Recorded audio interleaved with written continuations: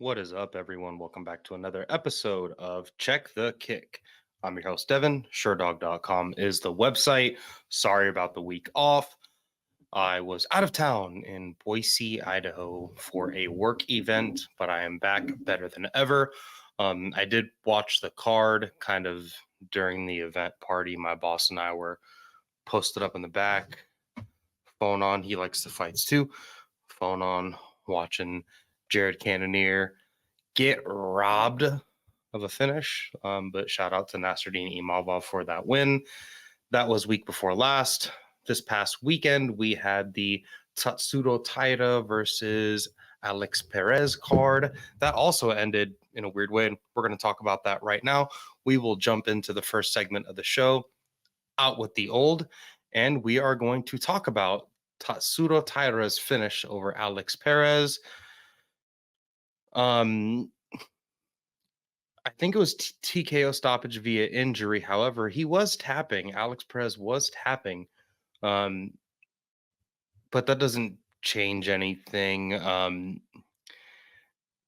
Decent fight. I was not on the Sherdog scoring, but all three of the Sherdog Live scorers scored the first round for Alex Perez. That's what I would have done as well.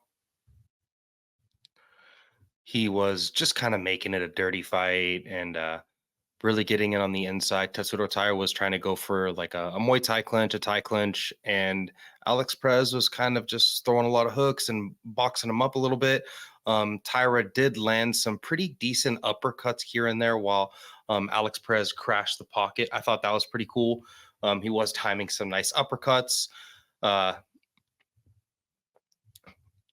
The finish, though, I mean, let me take a sip of water here.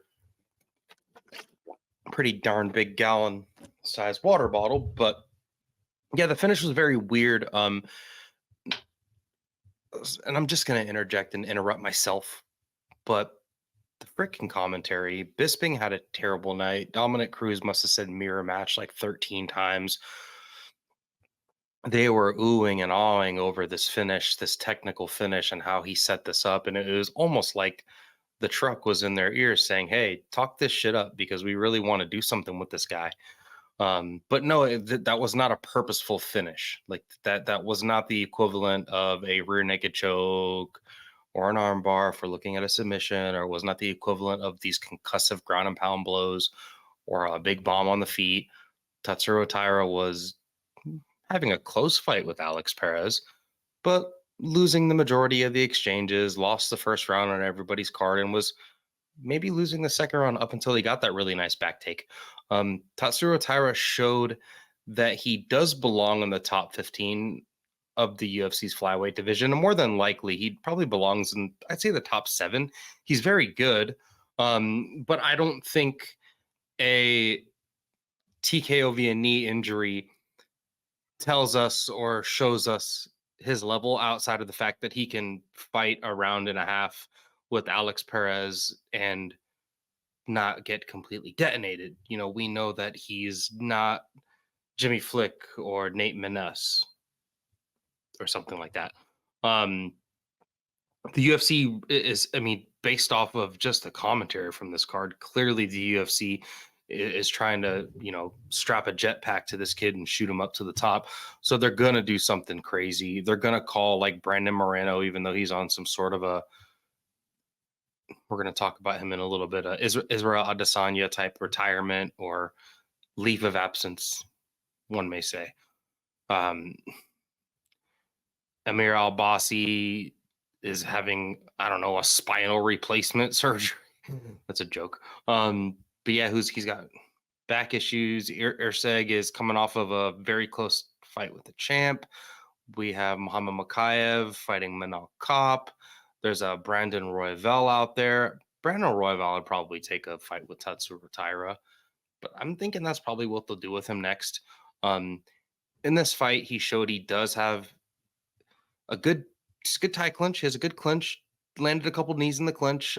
Good timing if you're trying to, crush the space and crowd the pocket and really get into tight boxing range. He has the ability. If you're at kicking range or outside of kicking range and you're leaping in, he likes to time shots.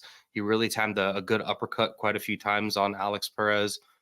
Really slick back take, that body triangle, and then using the other leg to entrap and tangle the leg, the outside leg, not the, because full standing body triangle. So Alex Perez is standing and he's on his back, kind of fishing for a submission, looking for a rear naked choke, a standing rear naked choke. But while he was in the body triangle, he was using the leg, the not locking leg, to kind of tangle up Alex Perez and trip him down. And that's kind of what blew up his knee.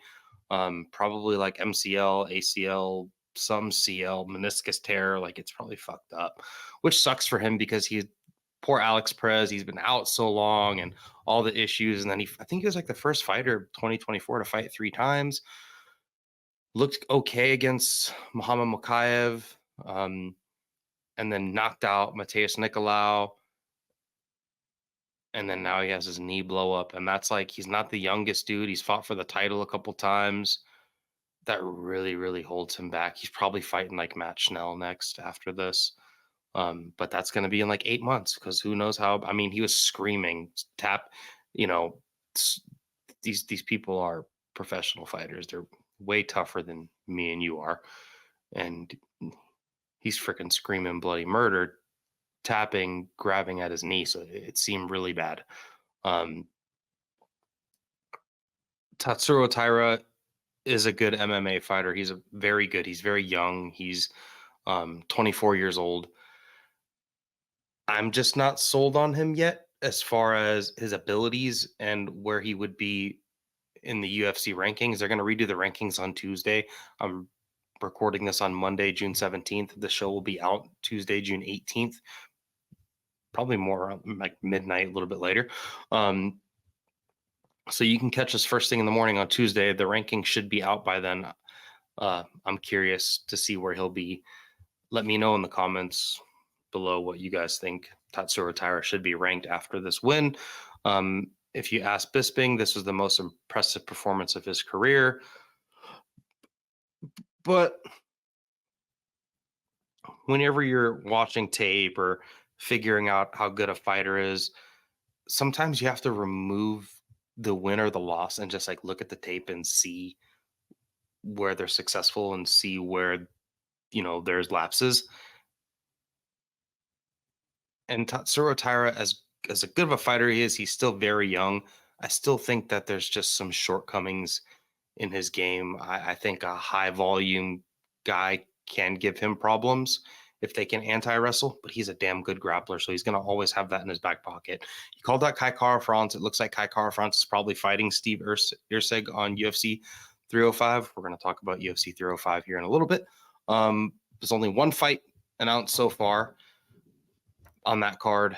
So maybe he can slide in if Erceg's not up to the task. Maybe he fights a Kai Kara-France. Kai Kara-France is recently having concussion issues, so I'm not sure if he's coming back. Maybe he steps in and fights Erceg at 305. That's his best shot at someone in a potential equivalent ranking position, in my opinion, for him, would be to look for an Australian flyweight that's ranked higher than him and fight him in his backyard and steal his ranking and steal his shine. And that's going to be Steve Erceg or Kai Kara-France. So I think either one of those dudes is a smart call out for him. I really hope they don't put him against Pantoja. It's way too early for him. There's no reason for him to take a loss like that right now. If he fights Pantoja in his next fight, I don't know. But yeah, good kid. Decent round and a half of MMA, but fuck this card. I mean, Lucas Almeida won 29-28, almost finished Timothy Kwamba twice. And then the end of the third round is getting his head punched off. And then Bisping goes and puts a mic in his face and says it was his best performance of his career, not like the knockouts he has or anything like that. So that just kind of tells you what happened with this card. But the way that it ended with shit like that going on and then the end like this, it was just a really ho-hum card. We're going to talk about one more fight from this weekend's UFC Apex card.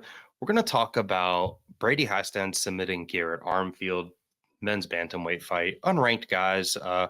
One of those guys lives in my hometown. I'm not going to say where I live, but there's two guys on there. You could probably start dwindling it down. But one of those guys lives in my hometown. The other one doesn't. And good fight from both of these dudes. I think Brady Hiestand overperformed, and I think Garrett Armfield underperformed. I like both of their games. I really like the way Garrett Armfield has looked lately. His last time out, his boxing looks like it's came along, and he was dropping Brady Hiestand, almost finished him twice in the second round. His straight shots down the pike were just ruining Brady Hiestand, and Hiestand is such a blood and guts fighter. Like, he's not a good striker at all. He's super hittable, no head movement, but he's like a dog on a bone when it comes to his grappling. The dude, he will rely on his grappling. He knows he's good at it. He's big, he's strong, he's got a good motor, really good cardio. And he's one of those dudes that just has like a fuck ton of heart where, you know, you can drop him. There's a South Park meme, Stan's dad, I believe it is, where, you know, he's like all beat up and shit, and he's like, I'm not done fighting yet, something along those lines. Please don't quote me. But yeah, you can drag this dude through the mud, and if there's still air in his lungs, he's still fucking fighting. And I was surprised by Garrett Armfield's inability to stop Brady Hiestand's wrestling, and I don't know if that's because Garrett Armfield is maybe not as good of a defensive wrestler or scrambler as I thought, or if Brady Hiestand is just a little bit better there than I might have expected. Round 3, rear naked choke finish for Brady Hiestand. He looked really good. This is a kid that lost to Ricky Turcios on the Ultimate Fighter in a really close fight. And like, now, if you look at that matchup, I think the Brady Hiestand we saw today beat the shit out of Ricky Turcios. Or not today, but in his most recent time out this past Saturday, would beat the shit out of Ricky Turcios. And I would love to see him fight like a Raul Rosas or someone that is just like a weird, wiry grappler. Give him someone like Cody Stamen, a dude that gets paid a lot of money, that's been on the roster forever, that hasn't been, you know, looking that great, or a dude that just lost this past weekend as well. Douglas Silva de Andrade. Like, give Brady Hiestand a fight like that. A fight with a dude that is older, maybe long in the tooth as well, been on the roster for a hot minute. Give him a little bit of step up, because he showed, you know, his grit and his ability to really rely on his grappling and his ability to, I mean, he's got dropped twice. This fight could have been stopped. And I mean, you see a dude nearly get 10-8'd, and it's probably someone scored that round of 10-8 for Garrett Armfield in one round, and then come back and win by finish the next round in the third round of like a really high paced fight with tons of scrambles. It's really, really fucking impressive by Brady Hiestand. So I was kind of picking and rooting for Armfield, and I got proved wrong. So shout out to Brady Hiestand. He looked pretty fucking good. Or maybe he could rematch Ricky Turcios. Like, hey, you beat me on the Ultimate Fighter. I want that trophy. Moving on to the middle segment of the show. What's hot? We're here to talk about a couple hot topics in MMA, and there's a lot of shit to talk about. A lot of stuff to talk about. Sorry, a lot to talk about. We've got a couple fights that have been canceled here and there, and we're going to talk about the UFC's ability to shuffle the deck. They're pretty good at that. The UFC 303 issue with the Conor McGregor pullout. It all started off with him not showing up to the Dublin, Ireland press conference, and there was an injury reported, but it looked like it might be okay. And then Yuri Prochazka was posting like weeks ago. So this was something that the UFC must have known about for quite some time. Yuri Prochazka was saying that he had a fight booked. You can go to his social media and probably scroll back maybe 5 or 6 posts, and it was like 3 weeks ago. He's like, I got a fight booked, but I can't talk about it yet. So maybe that was this. And And Alex Pereira and Yuri Prochazka saved the day again. Conor McGregor and Michael Chandler, that fight falls apart. Um, I'm personally under the impression that Conor McGregor and John Jones are drinking from the same water fountain. They've got the same ideas of. I just don't think that they're really interested in. Like, I mean, it's clear that John Jones is not interested in fighting Tom Aspinall, and it seems pretty clear that Conor McGregor is not really interested in fighting Michael Chandler. This fight will be rebooked for a future date. Then tell me shit. I mean, they did the whole Ultimate Fighter that didn't come to fruition, and I just don't think Conor McGregor has any interest of fighting Michael Chandler. I think he'd much rather figure out a way to go box the winner of Jorge Masvidal and Nate Diaz or something like that. I think that's where he's at, posting the sparring footage from God knows when, and it's like not even actual sparring footage. It's like 4 second, 3 second clips all put together as a compilation of sparring footage. And I don't know if that was from 3 weeks ago, 3 months ago, or 3 years ago, or 3 decades ago. Not 3 decades, but it's definitely old footage. So we're not sure of where that's coming from. He posted another picture of himself laying in the hospital bed. And I'm not breaking news here. This is old news, actually. This is just something I want to talk about. But after all that shit went down, they picked up the phone and called Alex Pereira, and he stepped in for the Yuri Prochazka rematch. Huge balls on both of them, especially Alex. Yuri looks like he's been training a lot, but Alex has been doing this like Australian tour, but he does a lot of training, a lot of sparring. You know, he's training with Tai Tuivasa. That's probably on his Australian tour. He also cut his hair.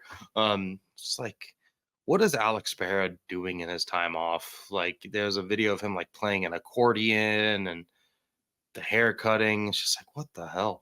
Um, Video of him in his Corvette and playing the Land Down Under song, Volk's walkout song, because Volk is known to come save the day on short notice. So that's funny. Alex Pereira gets the game. He understands it. He's definitely got the mentality of like, I'm not here for a long time. I'm here for a good time. But he's also an incredible fucking fighter.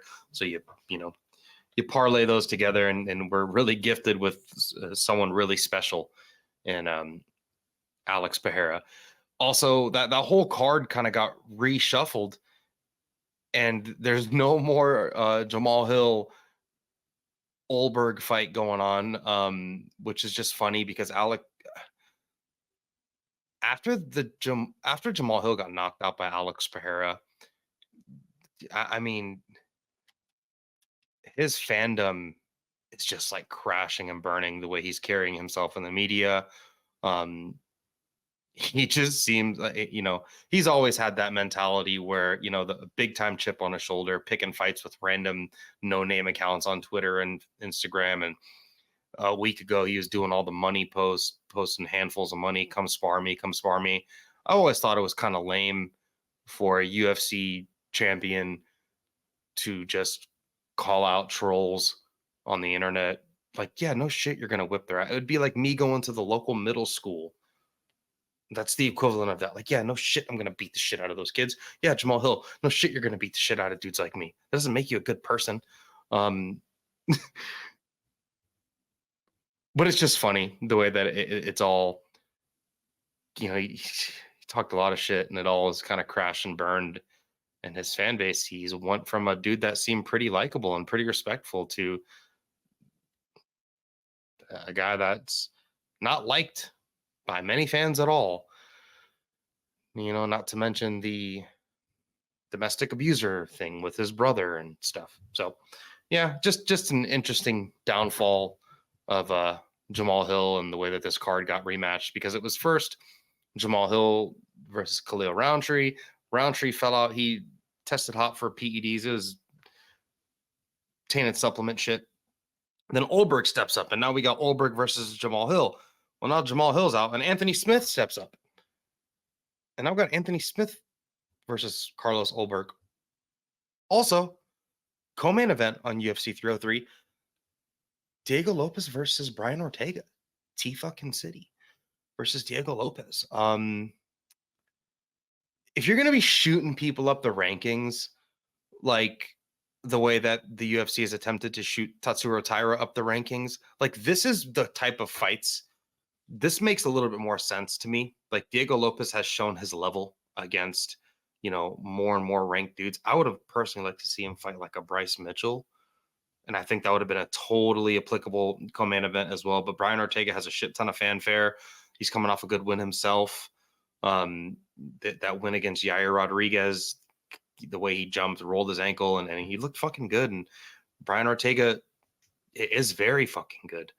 I'm so curious to see how this fight with Diego Lopez goes. I'm not sure if it's a 3 or 5 rounder. I believe it's a 3 rounder, even though we should see more 5 rounders. Diego Lopez has got 1 loss in the UFC in his debut. Short notice when he fought Mozar Evloev and fucking fought him tooth and nail, and then a bunch of first round finishes. Look what he just did to Sadiq Youssef. This dude, the way he fights are like those people at the circus that get shot out of a fucking cannon. That's literally Diego Lopez. Good gym. Both of them come from good gyms, high level BJJ, and Diego Lopez is just such a big, strong, athletic freak. That's just an incredible fight. And in my opinion, it's a better card now. The UFC has already sold me on stars. I don't watch MMA because of tabloids or whatever. I don't watch MMA and I don't base my curiosity in a fight on who is the most popular or who's the richest or who has the most followers or who's the most famous.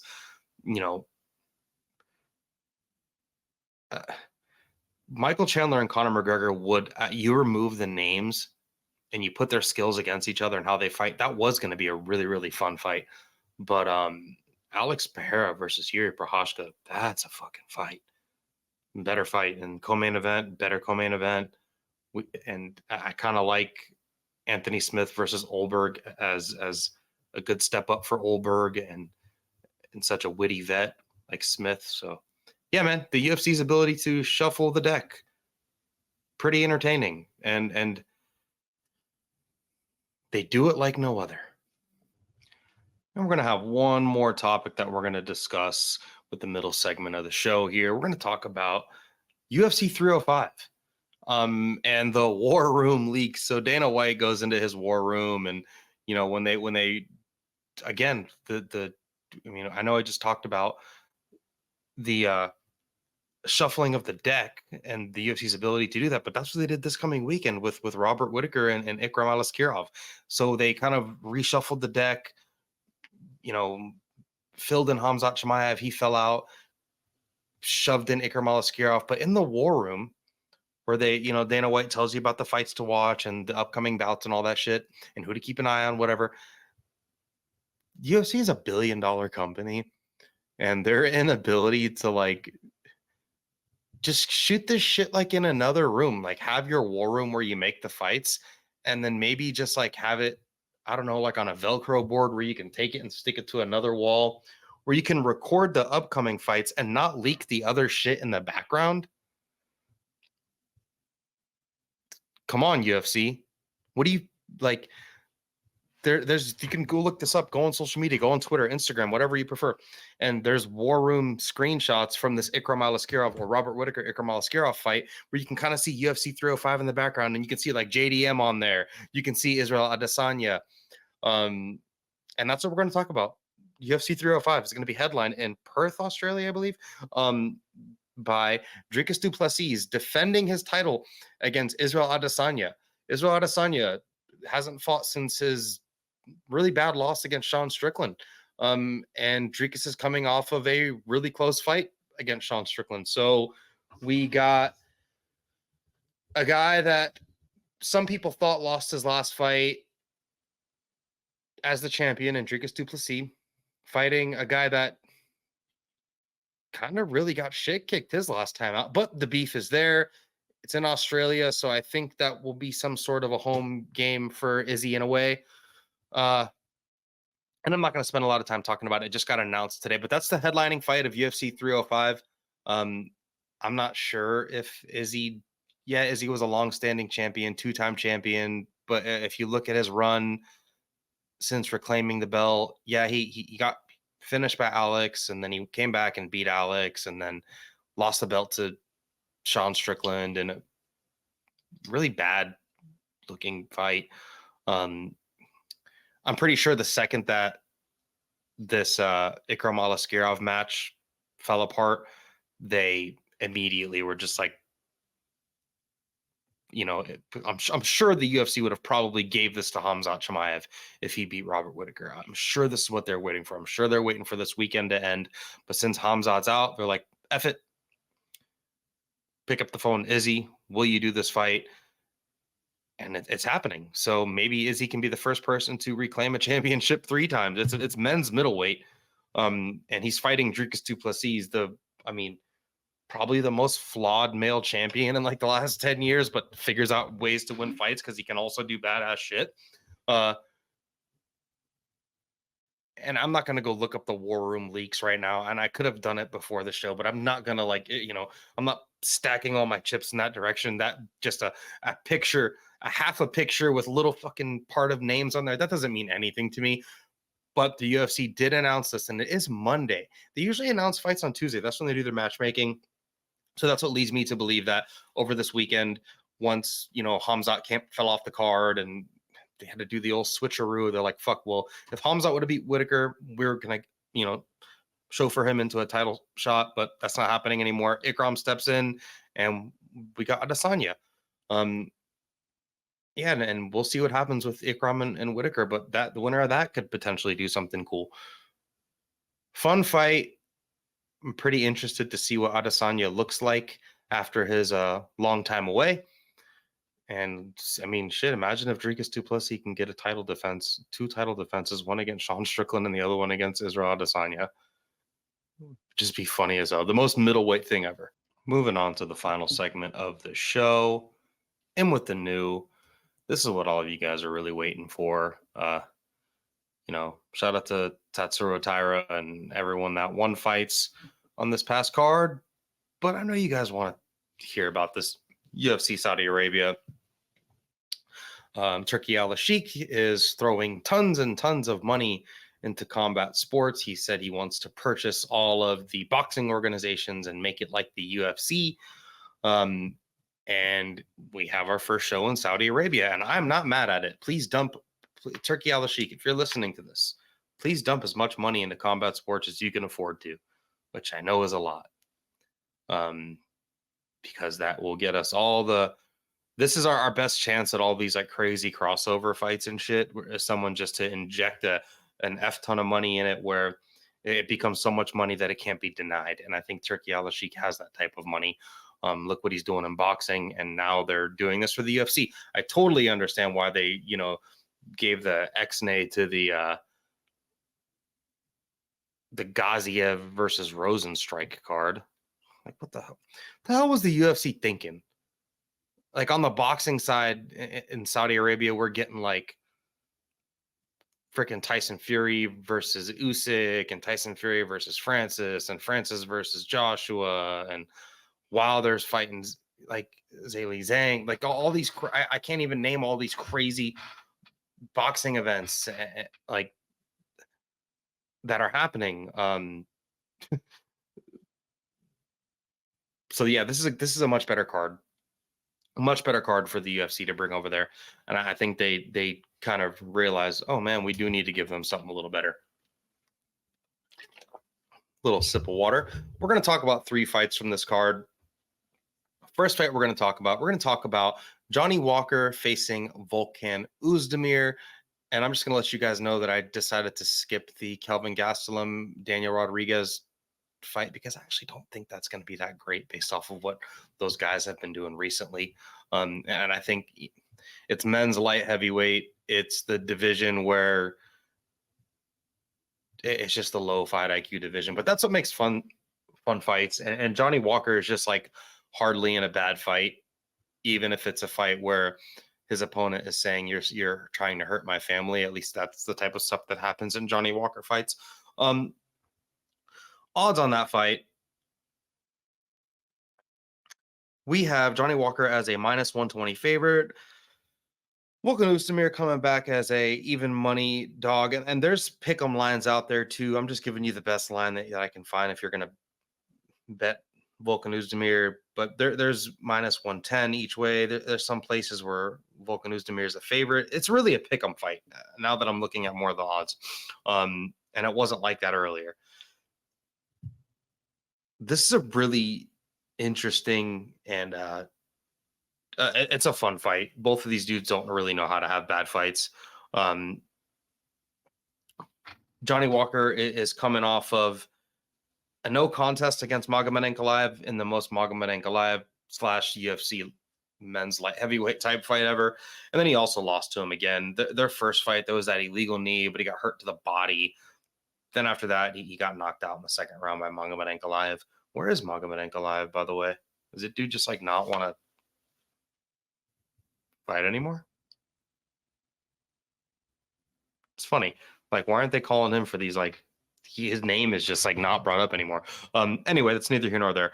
Prior to that, he had the decision when we just spoke on over Anthony Smith. Before that, he did knock out Paul Craig. Paul Craig went for that single leg, and he just kind of hit him with that crazy back fist. He rear naked choke Ion Kutilaba. Before that, he did get knocked out by Jamal Hill, and he lost to Thiago Santos. He's been on and off, but lately he's gotten technical and decided to be a little bit better at fighting. Volkan Oezdemir, he's coming off of a pretty good win against Bogdan Guskov, where he did kind of buzz him and didn't really want to stand with Bogdan Guskov, and then finish him in the first round via rear naked choke. Prior to that, he lost against Nikita Krylov, but he did beat Paul Craig, lost to Magomed Ankalaev, and did have a decent fight with Yuri Prochazka and got knocked out. And probably his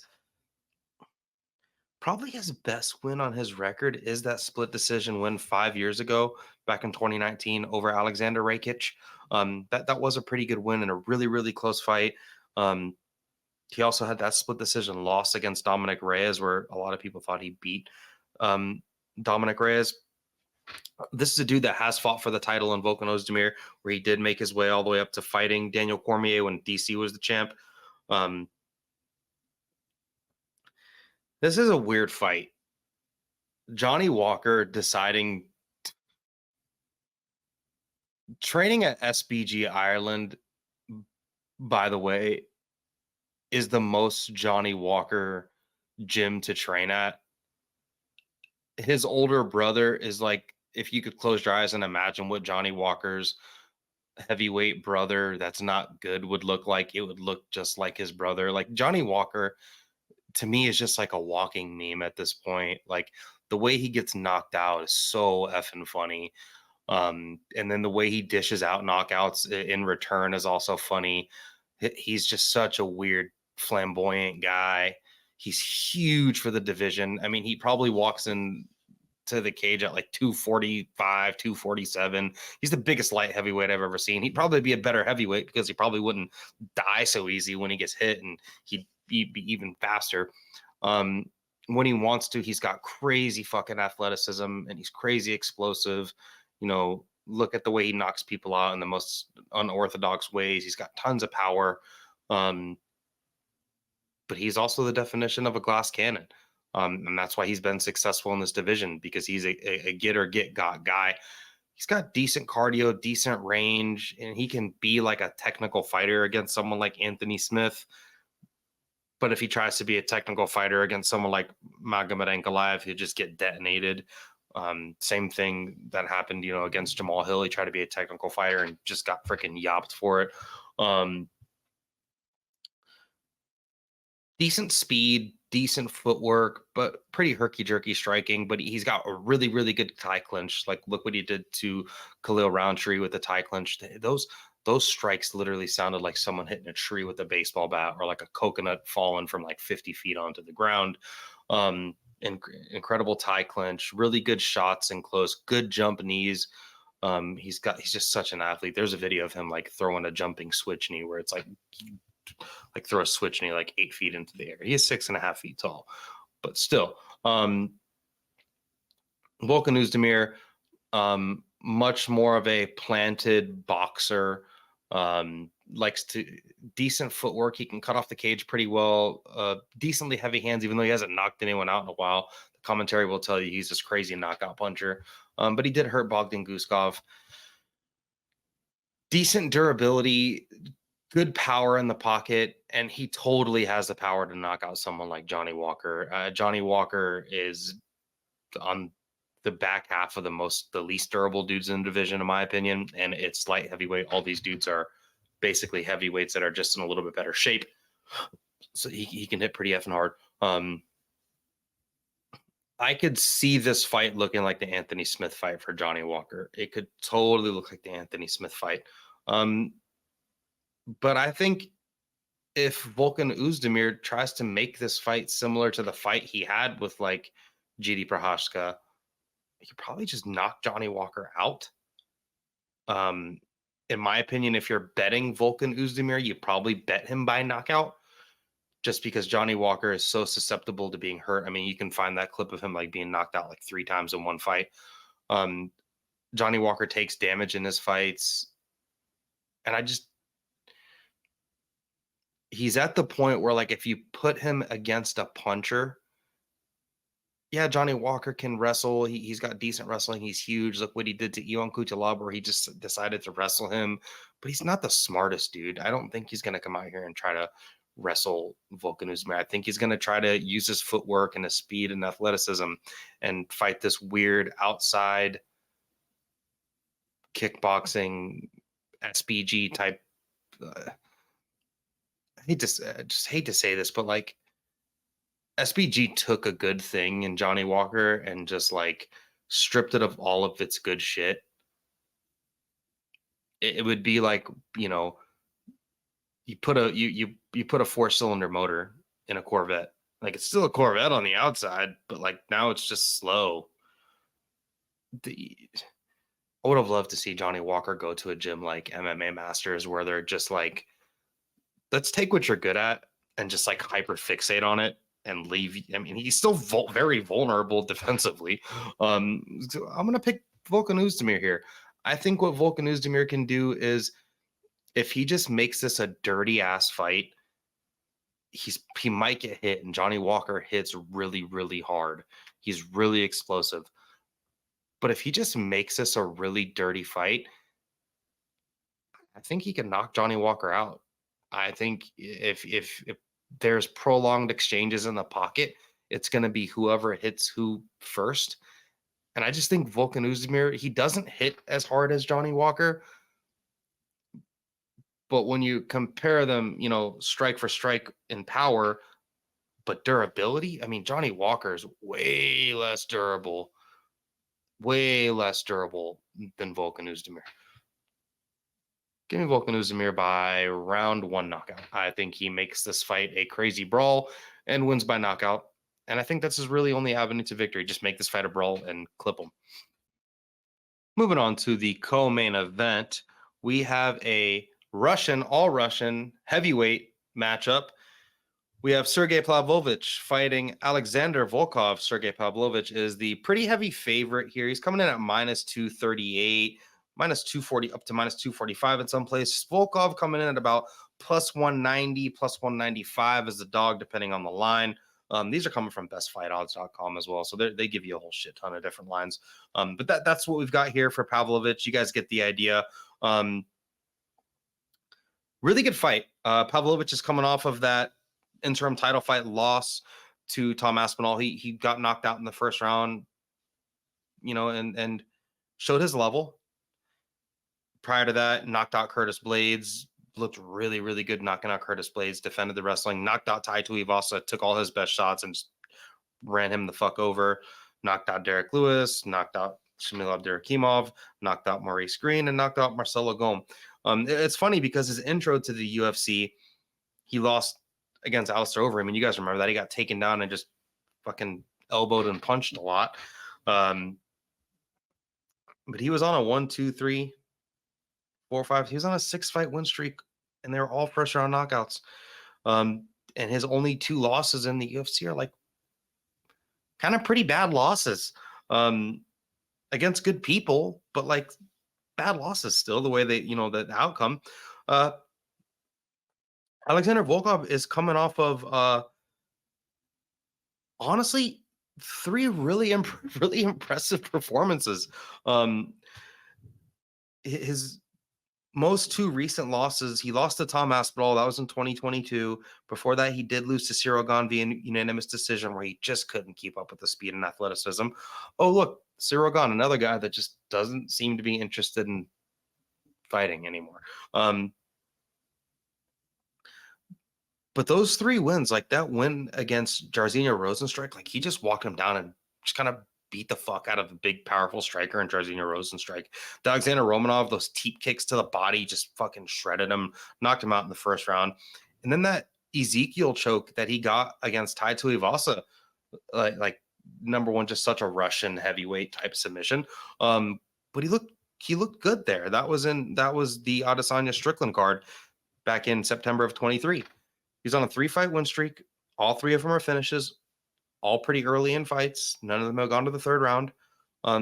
Before that, he did beat up Marcin Tybura. He crushed him with that kick as well. Volkov is a dude that, when he first got into the UFC, he's 6'7".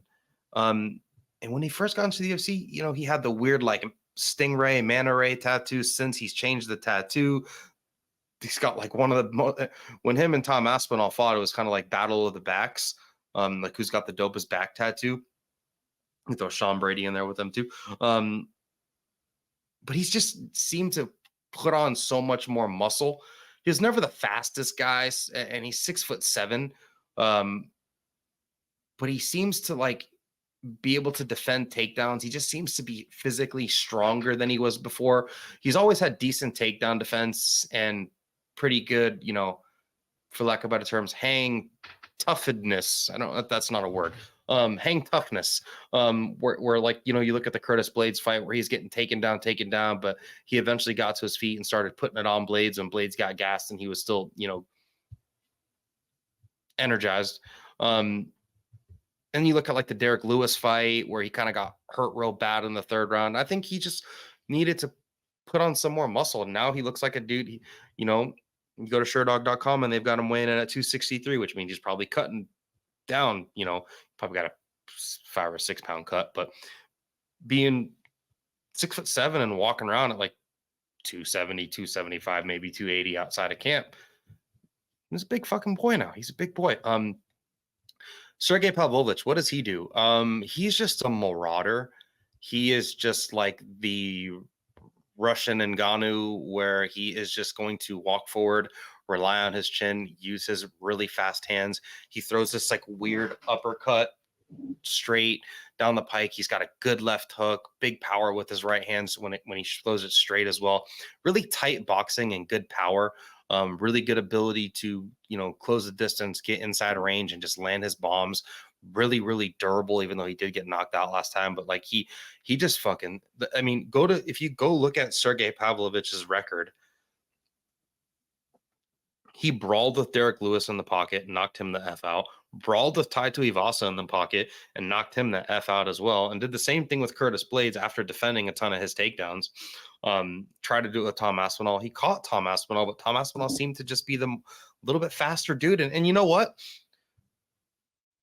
In a brawl like the Aspinall Pavlovich fight, as much as I love Tom Aspinall,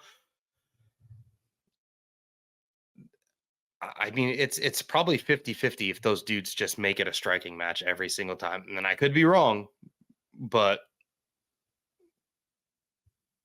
Tom Aspinall is probably the more well-rounded dude compared to Sergei Pavlovich. But just if they're boxing in the pocket, yeah, either one of those dudes could just fucking ether each other.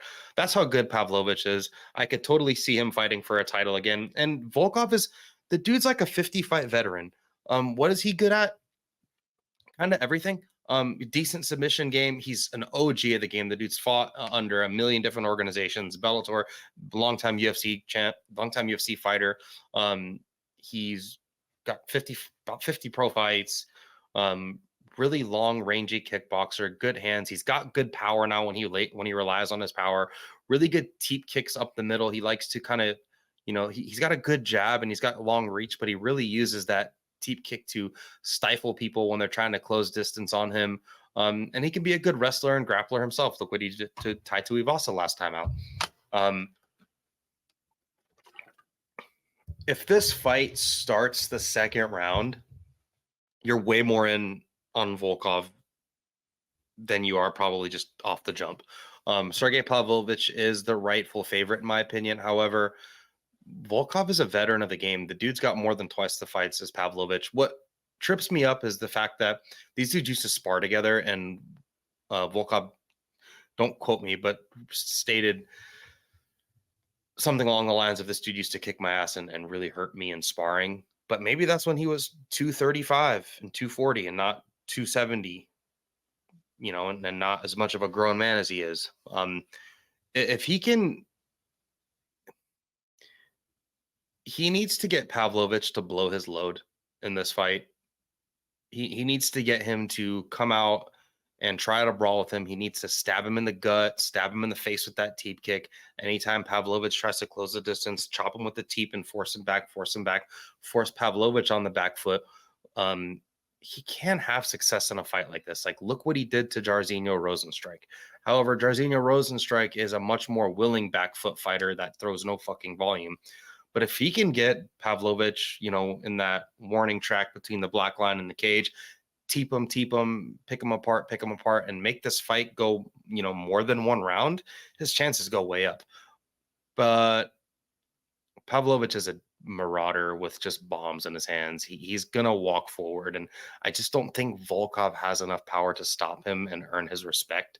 He's going to fight him the same way he fought Derek Lewis and Tai Tuivasa and Tom Aspinall, and that's really how he fights. He's a get or get got guy, and mostly he gets, but sometimes he gets got.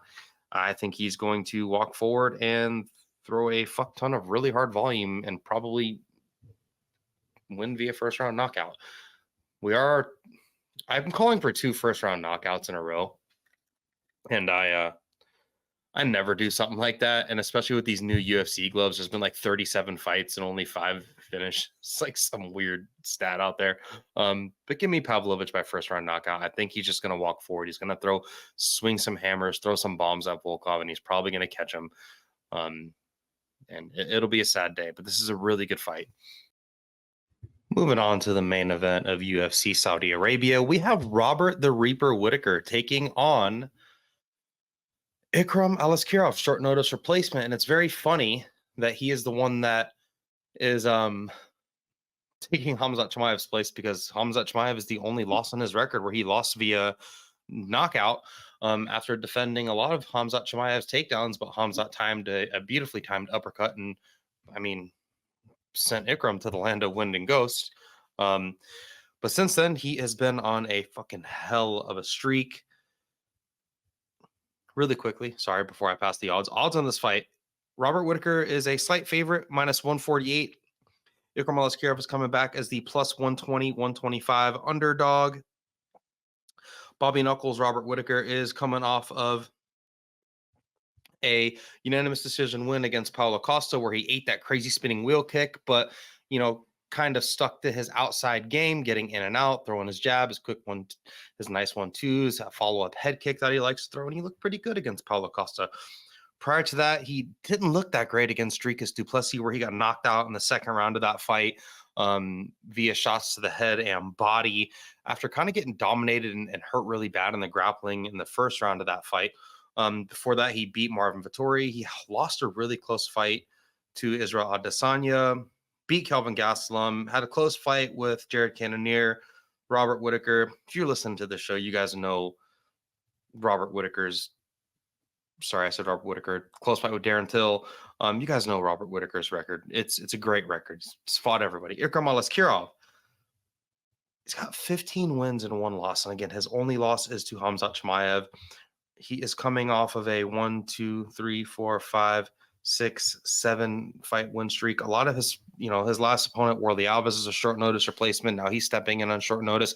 He was going to be taking on a short notice replacement this past weekend. He was supposed to fight Andre Muniz. Now he's fighting Robert Whittaker in the main event.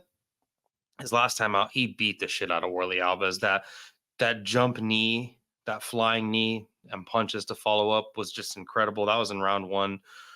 Before that, he destroyed Phil Hawes and kicked him out of the UFC.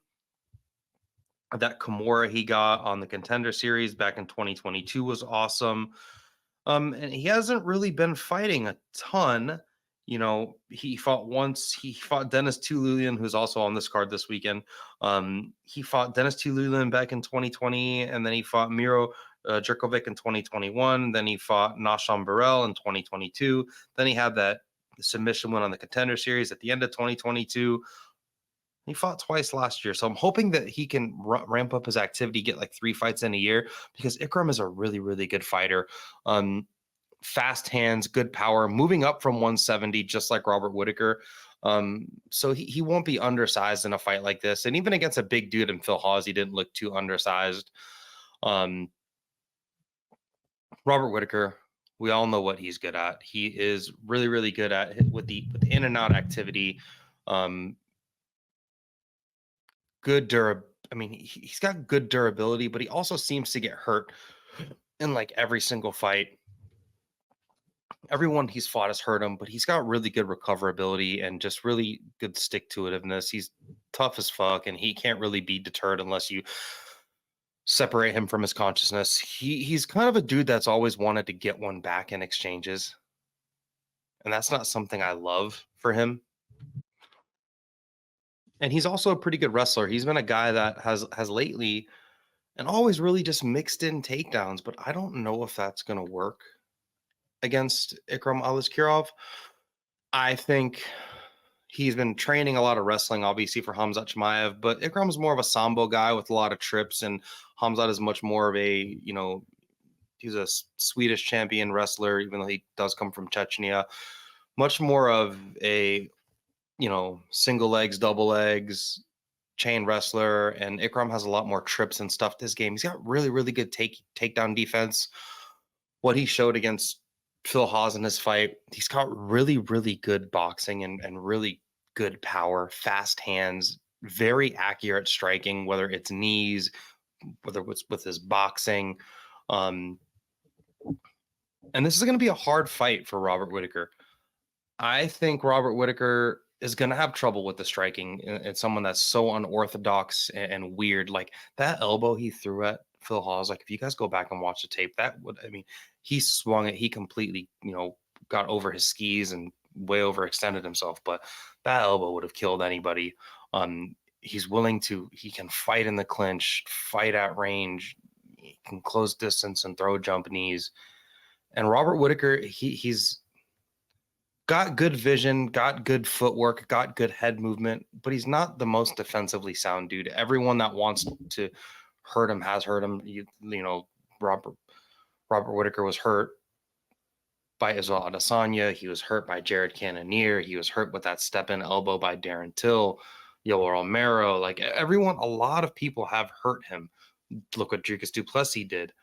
If he tries to mix in, he has really good timing with his takedowns, but I just don't know if those are going to work against Ikram. And that could force him to be in a brawl with Ikram on the feet. And, one dude is just taking way more damage than the other. I'm going to go with the short notice replacement as a slight underdog and an upset pick here. Give me Ikram Aliskerov to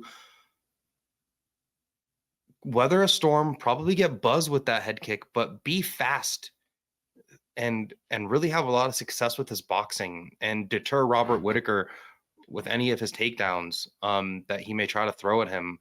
I think Ikram can get takedowns if he wants to.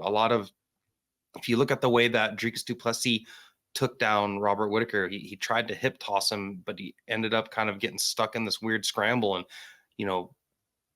with the body lock, trip entanglement stuff that Sambo practitioners like to use, I could see Ikram Aliskerov having success there. I could see him having success, getting upper body clinches, trip takedowns. I could see him having success on top. I could see him even just causing scrambles to happen, defending Robert Whittaker's takedowns, maybe getting his own takedowns and having more success on the feet than is expected. I'm going to go with Ikram Aliskerov to win via second round knockout.